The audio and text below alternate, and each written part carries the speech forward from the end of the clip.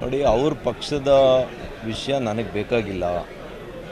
ಆದರೆ ನಾನು ಮೊನ್ನೆನೇ ಹೇಳಿದ್ದೀನಿ, ನಮ್ಮ ಗ್ರಾಮ ಪಂಚಾಯಿತಿಗಳಲ್ಲಿ ಕೂಡ ನಾವು ಟರ್ಮ್ಸ್ ಮಾತಾಡ್ತೀವಿ. ಒಂದೊಂದ್ಸಲಿ ಇಬ್ಬರು ಮೂವರು ಆಕಾಂಕ್ಷಿಗಳಿದ್ದಾಗ ನೋಡಪ್ಪ ನೀವು 20 ತಿಂಗಳು ಮಾಡಿ ಅಂತ.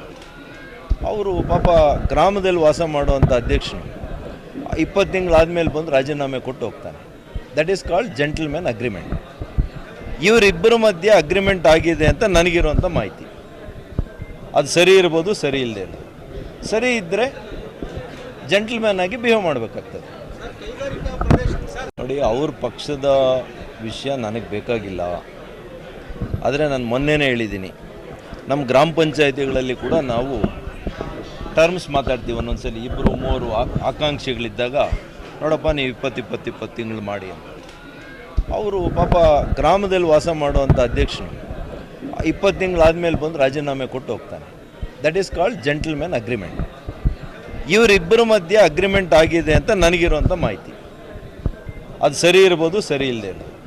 ಸರಿ ಇದ್ದರೆ ಜೆಂಟಲ್ಮ್ಯಾನ್ ಆಗಿ ಬಿಹೇವ್ ಮಾಡಬೇಕಾಗ್ತದೆ.